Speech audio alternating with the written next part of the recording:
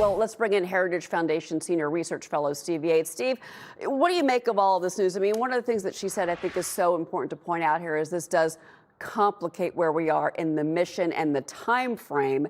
That is something, obviously, that the markets, even though they're close there, are going to be following on Monday with the Strait of Hormuz. You know, we had heard that, or been given the impression that the U.S. was in control of the skies above Iran. This kind of puts a little bit of a wrinkle in that messaging, if you will.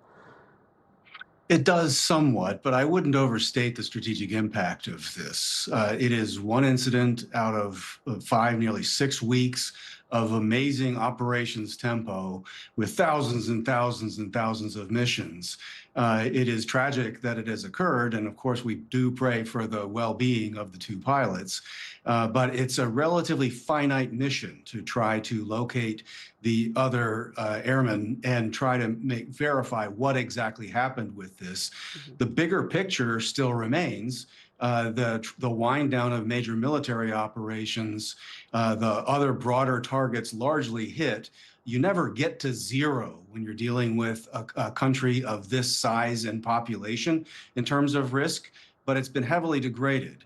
And so I think the president still remains on track to decide how far he wants to go unilaterally on controlling the islands in the Persian Gulf, how much he's willing to step back and give time to pressure others to step in. The one thing that we know for sure is that the UN will play no substantive or meaningful role in a solution. And so that is definitely sunk time. That is not seriousness of purpose for anyone to go there to try to get the straits moving. That's going to require action. I think our Gulf allies are going to be the key to that. And the president has been very clear that he is not happy with NATO, even threatening this week to maybe pull out of NATO.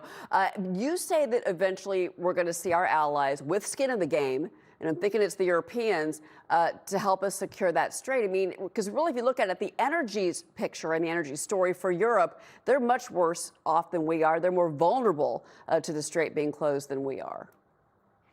They are. Now, when I say allies with real skin in the game, I'm actually trying to reframe how people think of allies as really, when you look at Saudi Arabia, the United Arab Emirates has been punching way above its weight in terms of security and influence in the broader region. And I think that they are the ones that need to get their product to market most of all. And they have bought a lot of ordnance from us. They have capabilities. But yes, the customers who depend on this supply really do need to step in. I am not optimistic that the old Europe, so to speak, and France and the UK and others can really get past the political lens that they've been seeing this all through. They tend to lean towards process instead of action and outcome.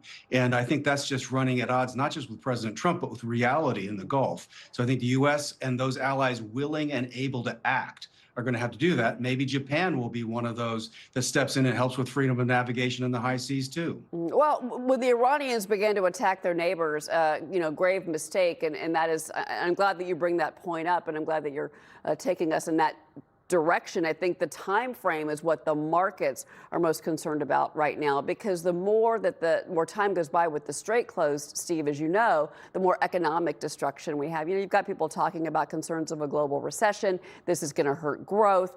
Where do you see this all ending? And more importantly, when do you see this ending?